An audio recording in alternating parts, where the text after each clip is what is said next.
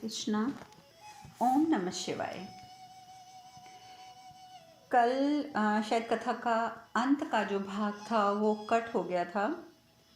तो जो अंत में मैंने कहा था मैं संक्षिप्त में एक बार उसे दोबारा बता देती हूँ कि कल हम कथा में बात कर रहे थे कि दशानन जब कैलाश की सीमा पर पहुंचता है और उसका विमान जो है डगमगा कर गिर जाता है और वो खुद भी धरती पर गिर जाता है, तो नंदी महाराज जो होते हैं उन्हें हंसी आ जाती है और वो हंस पड़ते हैं, जिस बात को लेकर क्रोधित हो जाता है दशानन और बहुत गलत बातें वो नंदी को बोलता है।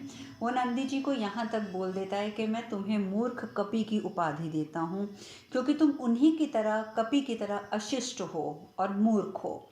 तो मुझे लगता है कि तुम्हारे लिए सबसे उत्तम उपाधि जो है वो मूर्ख कपि की है। ये बात सुनकर नंदी महाराज को भी गुस्सा आ जाता है। नंदी महाराज को जब वो ये कहता है कि मैं तुम्हारी उसी क्षण एक क्षण के अंदर अंदर हत्या कर सकता हूँ, परंतु मैं सिर्फ तुम्हें इसीलिए क्षमा कर रहा हूँ कि तुम मेरे महादेव के सेवक हो। इतनी बातें सुनने के बाद वो कहता है कि तुम मुझे दंड देने की बात कर रहे हो ना, जो कभी मुझे कोई छू ही नहीं सकता और मुझे छूना ही दूर है, तो दंड देना तो बहुत ही बड़ी और दूर की बात है। नंदी कहता है कि दूर की बात अवश्य है, किंतु दशानन पशु के प्रति हीन भावना रखने वाले, पशु को अपमानित करने वाले दशानन को मैं नंदी बैल आज एक श्राप देता हूँ। मैं नंदी बैल आज एक श्राप देता हूँ कि भविष्य में एक वानर ही तुम्हारे वध का कारण बनेगा। एक वानर तुम्हारे वध का कारण बनेगा। तुम यही सोचते हो ना कि किसी को बंदर कहना उसका अपमान करना होता है? तो सुनो, तो कान खोल के सुनो दशानन, जिस वैभव जिस ऐश्वर्य पर तुम्हें इतना अहंकार है ना, एक दिन एक वानर उस सब को भस्म कर देगा, सब कुछ तुम्हारा भस्म कर देगा। और वानर से मित्रता रखने वाला जब वो तुम्हारे समक्ष आएगा, वानर से मित्रता रखने वाला मनुष्य जब तुम्हारे समक्ष आएगा, उससे जब तुम्हारा सामना होगा, तब तुम समझ जाना कि अब तुम्हारी मृत्यु समीप आ गई है। इस प्रकार से नंदी महाराज ने दशानन को श्राप दे दिया। दशानन ने श्राप अपना सुन तो लिया, लेकिन उस श्राप को सुनने के बाद भी उसके ऊपर कोई असर नहीं होता। उल्टा कहता है कि मंद बुद्धि बैल, ओ मंद बुद्धि बैल, तू जानता है कि मेरे कैलाश आने का अभिप्राय क्या है? जानता भी है तू ये? तो जो नंदी महाराज होते हैं वो कोई जवाब नहीं देते।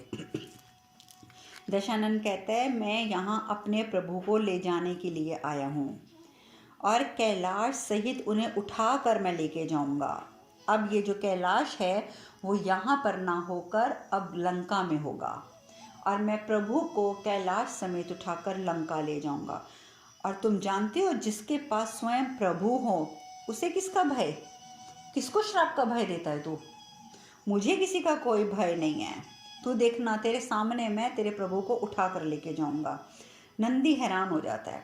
नंदी हैरान होते कहते हैं कि तुम ये अनर्थ मत करना दशानन, अनर्थ मत करना। तुम नहीं समझ रहे हो, परंतु इसका परिणाम उचित नहीं होगा। मैं तुम्हें फिर से चेतावनी देता हूँ, फिर से तुम्हें सतर्क करता हूँ दशानन, ये गलती मत करना। परंतु दशानन ने कब किसकी सुनी है जो वो अब सुनेगा? नंदी महाराज फिर भी उसे रोकने का बहुत प्रयत्न करते हैं, लेकिन नंदी जी की बात का उसके ऊपर लेश मात्र भी असर नहीं होता। माता लक्ष्मी जो वैकुंठ में बैठी ये सब देख रही हैं, वो कहती हैं कि दशानन क्या करने जा रहा है स्वामी, इसे रोकना होगा, आप कुछ कीजिए, ये क्या करने जा रहा है? भगवान विष्णु कहते हैं आप निश्चिंत रहिए देवी, निश्चिंत रहिए। महादेव को सब ज्ञात है और वो अभी भी सब कुछ देख रहे हैं, इसलिए आपको चिंता की आवश्यकता नहीं है। तो कहती है कि जब महादेव सब कुछ देख रहे हैं, सब कुछ उन्हें ज्ञात है, तो वो दशानन को रोकते क्यों नहीं है उसे इस कृत्य से? भगवान विष्णु कहते हैं वो नहीं रोक रहे हैं, क्योंकि वो चाहते हैं कि उसे एक अंतिम अवसर और दे दिया जाए। वो ये देखना चाहते हैं महादेव कि दशानन का विवेक स्वतः जागृत होता है या नहीं होता है, और यही कारण है कि महादेव उसे रोक नहीं रहे हैं, उसे एक अंतिम अवसर प्रदान कर रहे हैं। उधर महादेव, मैंने आपको बताया कि राज्याभिषेक भी हो गया, नहुष का सबने प्रस्थान भी कर लिया, लेकिन महादेव अभी भी देख रहे हैं, सोच रहे हैं कि अभी भी कुछ न कुछ जो ये करना चाह रहा है ना दशानन, उनका पूरा ध्यान इस समय दशानन की ओर है। उसी समय कुछ ऋषिगण जो होते हैं वो कैलाश की ओर आते हैं, तो कार्तिकेय और गणेश जी उन्हें सीमा पर ही रोक देते हैं, कहते हैं कि आप आगे नहीं जा सकते हैं ऋषिगण, इससे आगे आने की अनुमति तो किसी को भी नहीं है। तो ऋषिगण पहचान जाते हैं, दोनों को प्रणाम करते हैं और कहते हैं कि क्षमा करें कुमार, हम काशी से आए हैं और बहुत आशा लेकर आए हैं। आप नहीं जानते हैं कुमार, लेकिन काशी पर घोर विपदा आन पड़ी है, जिसके समाधान हेतु हमें महादेव से साक्षात्कार अनिवार्य है, अन्यथा अनर्थ हो जाएगा। तो अभी ये बातें कर ही रहे होते हैं कि महादेव वहाँ उपस्थित हो जाते हैं। महादेव उपस्थित होकर बोलते हैं कि पुत्र, इन्हें अंदर आने दो। कार्तिकेय जी और गणेश जी रास्ते से हट जाते हैं। ऋषिगण कहते हैं कि हम सहायता की अपेक्षा लेकर आए हैं महादेव, सहायता की अपेक्षा लेकर आए हैं, क्योंकि काशी पर बहुत बड़ी विपदा आ गई है। सभी जो वेदांत ब्राह्मण हैं उनके प्राण संकट में हैं, और सबसे बड़ी विपदा वेदों पर आन पड़ी है प्रभु, वेदों पर, क्योंकि उनका अस्तित्व भी संकट में है। तो भगवान शिव कहते हैं कि आप कहना क्या चाहते हैं, आप स्पष्ट शब्दों में कहिए। तो ऋषिगण कहते हैं कि दैत्यों का जो वंशज है ददुम्बी, वो दैत्यों की पराजय का प्रतिशोध लेने के लिए आतुर हो रहा है, और इसी वजह से उसने काशी में तहस नहस मचा दी है, और वो वेदों का विनाश करना चाहता है। वो चाहता है कि वेदों का विनाश हो जाए, वेदांत ब्राह्मणों का विनाश हो जाए, ताकि वो दैत्यों के कुल की गरिमा को बरकरार रखने के लिए, उसे पुनः स्थापित करने के लिए सफलता को प्राप्त हो सके। प्रभु, ज्ञात है कि वेद, ब्राह्मण और यज्ञ, ये तीनों ही तो सिर्फ देवताओं की शक्ति हैं, और वो इन्हीं शक्तियों को नष्ट करना चाहता है ताकि देवता स्वयं क्षीण हो जाएं। आप सब तो जानते हैं, आप शुरू से कथा सुन रहे हैं, शिव कथा, तो उसमें मैंने पहले भी बताया था कि देवता जो होते हैं उनका जो पोषण होता है वो होता है यज्ञ में देने वाले जो आहुतियाँ होती हैं उनसे, जो हविष होता है उन्हीं से ही उनका पोषण होता है। और इसीलिए जो दुदुम्बी राक्षस है, और उससे पहले आप जानते हैं कि वृतासुर ने भी यही किया था, उसने भी यज्ञ करने पर प्रतिबंध लगा दिया था, ताकि देवताओं को आहुतियाँ प्राप्त नहीं होंगी तो उनका पोषण नहीं हो पाएगा। वही कार्य इस समय दुदुम्बी भी कर रहा है। कार्तिकेय कहते हैं कि परंतु उसे काशी में रोकना तो आवश्यक है, अगर नहीं रोका तो वो तो बढ़ता जाएगा, आज काशी में है तो कल कहीं और पहुँच के भी करेगा। तो ऋषिगण कहते हैं कि प्रभु, यही तो हम कहने आए हैं कि आपके अतिरिक्त उसे कौन रोक सकता है, कौन हमारी और वेदों की रक्षा कर सकता है। आप तक पहुंचना हमारे सामर्थ्य की बात है, तो हम आप तक पहुंचे हैं अपना आपसे एक उम्मीद लगाए हुए कि आप हमारी सहायता अवश्य करेंगे। महादेव कहते हैं अवश्य अवश्य, क्योंकि वेद का वेदत्व इस बात में है कि जो भी तत्व प्रत्यक्ष, अनुमान और प्रमाण इनके द्वारा जाना नहीं जा सकता, उसे सिर्फ और सिर्फ वेदों के द्वारा जाना जाता है। वेद के द्वारा सब मनुष्य सभी सत्य विद्याओं को जानते हैं, उन्हें प्राप्त करते हैं, विचार करते हैं। तो सर्वहितकारी ज्ञान जो है वो पूरा का पूरा हमारे वेदों में निहित है। वेद ही संपूर्ण धर्मों का मूल हैं, और वेदों को नष्ट करने वाला और वेदांती ब्राह्मणों को क्षति पहुंचाने वाला समस्त समाज व समस्त संस्कृति का शत्रु है, और इसीलिए उसका विनाश आवश्यक है। इस प्रकार से महादेव उसका विनाश करने के लिए अपनी अनुमति प्रदान करते हैं। उधर दशानन, जिसे कि लगातार नंदी महाराज रोक रहे हैं कि ऐसा अनर्थ मत करो, पर दशानंद के ऊपर किसी बात का कोई असर नहीं होता है। और वो वहीं खड़ा होकर पहले महादेव से प्रार्थना करता है कि हे प्रभु, आपने कहा था कि आप कैलाश छोड़कर कहीं नहीं जाएंगे। आपने यही कहा था ना कि आप कैलाश छोड़कर नहीं जा सकते, इसीलिए मैंने घोर तप करके इतनी शक्ति अर्जित कर ली है, इतनी शक्ति अर्जित कर ली है कि मैं कैलाश को ही आपके साथ लंका ले जा सकूं, ताकि सदैव मैं आपके निकट रह सकूं प्रभु, आपकी सेवा कर सकूं। हे महादेव, इस पूरे ब्रह्मांड में आपके इस महानतम भक्त के अतिरिक्त और कोई है जो आपकी इतनी सेवा कर सकता है? ये समस्त संसार जो आपको महादेव कहता है ना, आप देखना आज से, अभी से ये सब लोग आपको महादेव नहीं बल्कि दशानन के महादेव कहकर संबोधित करेंगे। दशानंद के महादेव, दशानंद के महादेव।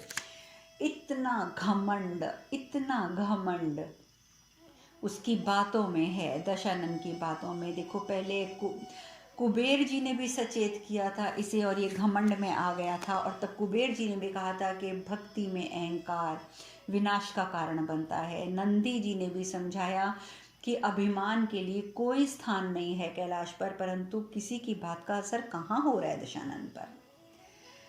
अब इस तरीके की जब वो बातें कर रहा है कि सब लोग अब इन्हें महादेव को कहेंगे कि ये दशानन के महादेव हैं, और कैलाश उठाने का प्रयत्न करने लगता है। वो क्या करता है, कैलाश पर्वत जैसे धरती पर है उसके अंदर इतने ज़ोर से हाथ डालता है वो धरती पर कि कैलाश पर्वत उसकी हथेलियों पर आ जाता है। हथेलियाँ उसकी धरती पर और हथेलियों के ऊपर कैलाश पर्वत, और वो धीरे धीरे धीरे धीरे कैलाश पर्वत को उखाड़ना शुरू कर देता है धरती पे से। सब कुछ हिल जाता है, ऊपर पूरा जो कैलाश है वो हिलने लग जाता है। गणेश जी घबरा जाते हैं। गणेश जी कहते हैं ये क्या हो रहा है, भैया भैया देखो ये क्या हो रहा है। कार्तिकेय कहते हैं गणेश जो भी हो रहा है, पर आज से पहले ऐसा कभी कैलाश पर नहीं हुआ है। परंतु महादेव जो हैं वो अभी भी स्थिर हैं, अभी भी वो स्थिर हैं, क्योंकि वो जानते हैं कि ये क्या हो रहा है और ये कौन कर रहा है। वो सब कुछ जानते हैं। उधर दशानन वो कहते हैं देखिए प्रभु, देखिए पूरे ब्रह्मांड में आपके भक्त में जितनी ताकत है, जितना सामर्थ्य है किसी और में। इतनी लगन, इतना बल, और ये सब आपकी भक्ति, आपके आशीर्वाद से संपन्न हुआ है प्रभु, आपके आशीर्वाद से। नंदी पीछे खड़े हैं, फिर रोकने का प्रयत्न करते हैं, पर उस पर असर नहीं होता दशानन का अभिमान देखकर। अब जब अभिमान में वो यहाँ तक कहता है कि लोग आपको दशानन के महादेव कहेंगे, और बार बार एक ही बात, इतना ताकत है किसी में, इतना सामर्थ्य है किसी में, इस तरह की बातें करता है, तो अब महादेव को भी क्रोध आ जाता है। का अभिमान देखकर जब महादेव को क्रोध आ जाता है तो महादेव क्या करते हैं, अपने आसन पर, जिस शिला पर बैठकर वो तपस्या करते हैं, वहीं बैठे बैठे वो अपना दायां पाँव नीचे धरती पर रखते हैं और अपने दाएं पाँव के अंगूठे से उस धरती को हल्का सा दबा देते हैं। अपने दाएं पाँव के अंगूठे से हल्का सा दबा देते हैं, और जैसे ही दबाते हैं तो जो कैलाश पर्वत जिसे कि दशानन अपने हाथों से ऊपर उठा रहा था वो वापस नीचे बैठना शुरू हो जाता है। और जैसे ही महादेव हल्का सा जोर और डालते हैं अपने अंगूठे पे, धड़ाम से कैलाश पर्वत है वो वापस धरती पर गिर जाता है। जो कुछ इंच उसने उठा दिया था, 1-2 इंच वो उठा चुका था दशानन, वो कैलाश पर्वत अचानक धरती पर वापस दब जाता है, और दशानन के दोनों हाथ उसके नीचे दब जाते हैं। दोनों हाथ उसके नीचे दब जाते हैं। चिल्लाने लगता है, चीख उठता है, बुरी तरीके से चीखता है, क्योंकि इतना भारी कैलाश पर्वत जब उसके हाथों के ऊपर गिर जाता है, उसके हाथ धरती और कैलाश के बीच में फंस जाते हैं, और भगवान महादेव ने अपने अंगूठे से उसको दबाया हुआ है, इसलिए चाह कर भी दशानन अपने सामर्थ्य के मुताबिक, जैसे उसने पहले कैलाश को उठा लिया था, अब वो कैलाश को हिला भी नहीं पाता कि उसे हिलाकर कम से कम अपने हाथ तो बाहर निकाल ले। अब वो ये भी नहीं कर पाता है, नहीं कर पाता है। नंदी जी पीछे खड़े हैं, सब देख रहे होते हैं। इतना चीखता है दशानन, इतना चीखता है कि तीनों लोकों में उसकी चीखें फैल जाती हैं। तीनों लोकों में देवता, उधर ब्रह्मांड से और ब्रह्मलोक से सभी नीचे झांकते हैं, सभी देख रहे हैं, देवतागण भी देख रहे हैं कि क्या हो रहा है। दैत्य भी पाताल लोक से ऊपर देखने लग जाते हैं कि तो दशानन की चीखों की आवाज़ आ रही है, कहाँ से आ रही है। नंदी जी वहाँ खड़े होते हैं, उनसे दशानन का जो दर्द है वो सहन नहीं होता। आप जानते हैं ना, ये एक बहुत पुराना कथन है, काफ़ी प्रचलित कथन है कि कहते हैं कि जब किसी का दर्द देखकर आपका हृदय पिघलता है तब भगवान को लगता है कि उसने आपको इंसान बनाकर कोई गलती नहीं करी। नंदी महाराज का जो हृदय है वो पिघलने लग जाता है। नंदी महाराज से उसका दर्द सहन नहीं होता। प्रभु से प्रार्थना करते हैं कि प्रभु क्षमा कर दीजिए, इसे क्षमा कर दीजिए। लेकिन प्रभु मन ही मन सोचते हैं कि इसको इसके अभिमान का जो इसको इतना ज़्यादा घमंड हुआ होगा इसके अंदर, उसे तोड़ना बहुत आवश्यक हो चुका है। दशानन को देखकर नंदी महाराज कहते हैं, देखो दशानन, महादेव को केवल भक्ति स्वीकार्य है, महादेव को केवल भक्ति स्वीकार्य है, किंतु भक्ति का अहंकार कदापि नहीं, कदापि भी उन्हें स्वीकार नहीं है। मेरी बात मानो, तुम महादेव की प्रार्थना करो, महादेव से प्रार्थना करो और उनसे कहो कि वो तुम्हें क्षमा कर दें, क्योंकि इस संकट से केवल अब महादेव से प्रार्थना ही तुम्हें मुक्ति दिला सकती है दशानन, और कुछ नहीं। अन्यथा तुम्हारे हाथ ऐसे ही दबे रहेंगे कैलाश के नीचे और तुम ऐसे ही चिल्लाते रह जाओगे। मेरी बात मानो, प्रभु से क्षमा मांग लो। अब करता, वो कहते हैं ना कि मरता क्या ना करता, दशानन का भी वही हाल था। चीखता है वहाँ से, हे प्रभु मुझे क्षमा कर दीजिए, मुझे क्षमा कर दीजिए। मेरी मंशा ऐसी कोई नहीं थी, मेरी तो मंशा केवल इतनी थी कि मैं आपकी भक्ति करूं। मुझे मात्र अगर कोई लोभ है तो सिर्फ इतना है कि आपके समीप रह सकूं, इसके अतिरिक्त तो मुझे और कुछ नहीं चाहिए प्रभु, मुझे कुछ नहीं चाहिए। अपने भक्त को कष्ट मत दो, इस कष्ट से बचा लो अपने भक्त को प्रभु, इस कष्ट से बचा लो। लेकिन महादेव अपने पाँव का अंगूठा नहीं उठाते, उससे वो धरती को दबाए रखते हैं, कैलाश की धरती को। नंदी कहते हैं, दशानन, इस परिस्थिति में केवल छंदबद्ध प्रार्थना ही महादेव को शीघ्र प्रसन्न कर सकती है। छंदबद्ध प्रार्थना करो, छंदबद्ध। आप जानते हैं छंदबद्ध का मतलब कि छंदों में शब्दों को पिरो के जब हम अपने गायन के द्वारा एक प्रार्थना प्रस्तुत करते हैं तो वो छंदबद्ध प्रार्थना कहलाती है। तो वो बोलता है रावण को, दशानन को, कि देखो तुम छंदबद्ध प्रार्थना करो, वही महादेव तक पहुँचेगी। अब उसके पास कोई और तो विकल्प है ही नहीं है दशानन के पास। वो ओम नमः शिवाय करता हुआ छंदबद्ध प्रार्थना शुरू करता है और वो इतनी सुंदर प्रार्थना होती है कि महादेव का मन भी उससे पिघलने लग जाता है।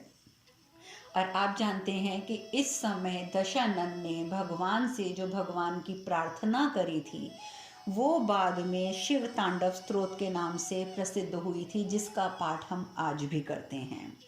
भगवान शिव प्रसन्न हो जाते हैं और अपना अंगूठा, जिससे कि धरती को दबा रहे थे, उस अंगूठे को वो उठा लेते हैं वहाँ से और अपना पाँव उठाकर वापस छोटी शिला पर रख लेते हैं। रावण के हाथ पर्वत के नीचे से बाहर निकल आते हैं, दोनों हाथ बाहर आ जाते हैं। लेकिन ये क्या, वो अपने हाथ दिखता है, दोनों हाथ बुरी तरीके से जख्मी होते हैं, उसमें से खून निकल रहा होता है और जगह जगह बड़े बड़े जख्म और मिट्टी। नंदी जी और तब तक और प्रेतगण भी आ जाते हैं, उन सबको बहुत बुरा लगता है, उसकी दयनीय स्थिति देखकर उनकी आंखों में आंसू आ जाते हैं। परंतु उसी समय महादेव और माता पार्वती उपस्थित हो जाते हैं। वो दोनों उपस्थित हो जाते हैं और जैसे ही उपस्थित होते हैं तो आभास तो आप जानते हैं कि वो कैसा भी अभिमानी है परंतु भगवान का भक्त तो है। तो महादेव के आने का उसे तुरंत आभास हो जाता है और जब उसे आभास होता है तो वो पलट के देखता है तो सामने महादेव खड़े हैं, माता पार्वती खड़ी हैं। वो दम चरणों में गिर जाता है, अश्रुधारा उसके नेत्रों से बहती है, रोने लग जाता है। महादेव कहते हैं कि दशानन, उसी समय जैसे उनके मुख से निकलता है दशानन, सबसे पहले तो दशानन के हाथ दोनों जो हैं वो ठीक हो जाते हैं, स्वस्थ हो जाते हैं, हाथों के जख्म भर जाते हैं। महादेव कहते हैं, दशानन, अपने सबसे महान भक्त से ऐसे अनपेक्षित और ऐसे अनावश्यक कार्य की अपेक्षा नहीं थी मुझे तुमसे ऐसी बिल्कुल भी अपेक्षा नहीं थी दशानन। दशानन, इतना याद रखना कि शक्ति या भक्ति, किसी का भी अहंकार कैलाश को हिला नहीं सकता। चाहे तुम में शक्ति हो या भक्ति हो, दोनों में से किसी भी चीज़ का यदि तुम अहंकार करोगे और अहंकार के द्वारा तुम कैलाश को हिलाने का प्रयत्न करोगे तो तुम कैलाश को हिला नहीं सकते हो। यदि मेरे भक्त के मन में श्रद्धा सच्ची हो, संपूर्ण हो, तो उसका हृदय ही कैलाश है। अगर भक्ति सच्ची है ना दशानन तुम्हारे हृदय में, तो तुम्हारा हृदय कैलाश है और मैं सदैव कैलाश में वास करता हूँ, यानी कि अपने भक्तों के हृदय में वास करता हूँ मैं। इस बात को समझो दशानन, इस बात को समझने का प्रयत्न करो। मेरे इस प्रत्यक्ष रूप को पाना अनिवार्य नहीं है, किंतु तुम पर देवी सरस्वती की असीम कृपा है, जो तुमने संगीत में तुम इतने निपुण हो। इतनी निपुणता से तुमने जो गायन किया है वो अति सुंदर था और तुम्हारे रुदन से तीनों लोग प्रभावित हुए हैं। इसीलिए मैं आज तुम्हें एक नया नाम देता हूँ। आज से तुम्हारा नाम होगा रावण। और इस प्रकार महादेव ने दशानन को एक नाम दिया रावण। खुशी के मारे रावण रो पड़ता है, दशानन रो पड़ता है, क्योंकि उससे इतनी प्रसन्नता उसे मिल रही है कि भगवान ने उसका नामकरण किया। बहुत खुशी से रोते रोते वो कहता है रावण रावण, हे प्रभु, आपके द्वारा दिए गए इस नाम के साथ मेरा नया जन्म हो गया है। आज के उपरांत जब भी कोई मुझे रावण कहकर संबोधित करेगा तो मुझे बहुत प्रसन्नता होगी और मेरे प्रभु को भी मेरे संगीत से प्रसन्नता हुई है, ये जानकर तो मुझे ऐसा महसूस हो रहा है जैसे मैं बिल्कुल नया जन्म प्राप्त कर चुका हूँ। मुझे बहुत सुख की अनुभूति हो रही है प्रभु, मैं धन्य हो गया और मुझे आपने धन्य कर दिया प्रभु। आप स्वयं धन्य हैं, आपने तो मुझे धन्य कर दिया। अब इस प्रकार से महादेव के चरणों में बैठे हुए जब वो ये बातें करता है तो महादेव कहते हैं दशानन, तुम्हारे संगीतबद्ध प्रार्थना अत्यंत सुंदर थी। जो आज तुमने प्रार्थना करी ना, अत्यंत सुंदर थी। ऐसी उत्कृष्ट रचना, इतनी सुंदर रचना, उत्कृष्ट रचना मेरे प्रति तुम्हारी भक्ति का एक और प्रमाण है। जैसे महादेव ने पहले कहा था ना, और इसे दशानन को कहा था कि तुमने मेरी भक्ति के कारण अपने 9 सिर काट दिए थे, तब उन्होंने कहा था कि ये तुम्हारी भक्ति का प्रमाण है। तो आज महादेव ने कहा कि इतने कष्ट में तुमने इतनी सुंदर प्रार्थना की तुरंत रचना करके उसे संगीतबद्ध करके तुमने गाया, ये तुम्हारी भक्ति का एक और प्रमाण है। और इसीलिए मैं तुम्हें वरदान देता हूँ कि तुम्हारे द्वारा लिखी गई ये रचना शिव तांडव स्तोत्र के नाम से जानी जाएगी। भविष्य में शिव तांडव स्तोत्र के नाम से जानी जाएगी और तुम्हारी भांति जो भी निष्पाप मन से, निष्पाप आत्मा से इसका गान करेगा, मुझसे ये प्रार्थना करेगा, ये प्रार्थना पढ़ के मेरी प्रार्थना करेगा, मैं उसकी सहायता अवश्य करूँगा। इसके बाद वो दशानन से कहते हैं, दशानन, तुम्हारे अंदर विद्यमान मेरे परम भक्त हेतु मैं तुम्हें अपना एक अस्त्र चंद्रहास दे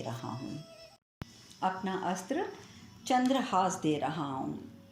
और ये सुनकर दशानन अति प्रसन्न हो जाता है, तुरंत उठकर खड़ा हो जाता है। महादेव अपना चंद्रहास नाम का एक अस्त्र जो है वो रावण को प्रदान करते हैं, लेकिन साथ ही वो कहते हैं, स्मरण रहे दशानन, स्मरण रहे, इसका दुरुपयोग मत करना, क्योंकि यदि तुमने इसका दुरुपयोग किया तो ये चंद्रहास पुनः मेरे पास लौट कर आ जाएगा, वापस मेरे पास कैलाश लौट आएगा, वो तुम्हारी सहायता नहीं करेगा। और इस प्रकार से अस्त्र प्रदान करके महादेव और माता पार्वती वहाँ से अंतर्ध्यान हो जाते हैं और दशानन भी प्रसन्न मन से उस अस्त्र को लेकर और वापस लंका की ओर प्रस्थान करता है। विमान तो उसके पास था ही, क्योंकि देखिए आप जानते हैं कि लंका कहाँ है, दक्षिण में, और कैलाश पर्वत कहाँ है, उत्तर में। तो इतनी बड़ी यात्रा तय करके आया था वो अपने विमान में, और उसी विमान से वो वापस चला जाता है। महादेव और माता पार्वती वापस वहाँ पहुँचते हैं। ऋषिगण अभी भी वहीं खड़े हैं, जिन्होंने बताया था कि दुदुम्बी किस प्रकार से पूरे काशी को तहस नहस कर रहा है। तो महादेव कहते हैं, जब वैसे वहाँ पहुँचते हैं और ऋषियों से कहते हैं कि आप लोग चिंता मत कीजिए, आपकी सहायता मैं अवश्य करूँगा। उसी समय वहाँ पर हिम नरेश और महारानी मैनावती वो भी आ जाती हैं। हिम नरेश आकर बोलते हैं, महादेव आपने हम पर और इस संसार पर इतने उपकार किए हैं, परंतु आज तक हम आपको उसका अंश मात्र भी नहीं लौटा पाए हैं। हम लोगों ने सदैव आपसे लिया ही लिया है, कभी कुछ दिया नहीं है। ये सत्य है कि हम आपको दें भी तो क्या दें, ये सब कुछ आपका ही तो है, परंतु फिर भी एक छोटी सी प्रार्थना है, कृपया करके इसे स्वीकार कर लें। हम आपसे एक प्रार्थना कर रहे हैं, इसे स्वीकार कर लें। तो महादेव कहते हैं, आप निसंकोच होकर कहिए, आप क्या कहना चाहते हैं। महारानी मैनावती कहती हैं कि अपनी सामर्थ्य अनुसार हमने काशी में एक निवास स्थान की व्यवस्था करी है, बस आप उसे स्वीकार करके हम पर एक और उपकार कर दीजिए। हम बस इतना चाहते हैं और हम कुछ नहीं चाहते, आप बस उस ग्रह को स्वीकार कर लीजिए। अब आगे महादेव क्या बोलते हैं ये चर्चा हम कल करेंगे। आज हम कथा में यहीं विश्राम लेते हैं। हरे कृष्ण कृष्ण कृष्ण हरे हरे, हरे राम राम राम हरे हरे। आप सब खुश रहें, सुखी रहें, स्वस्थ रहें। हरे कृष्णा। ओम नमः शिवाय, ओम नमः शिवाय, ओम नमः शिवाय।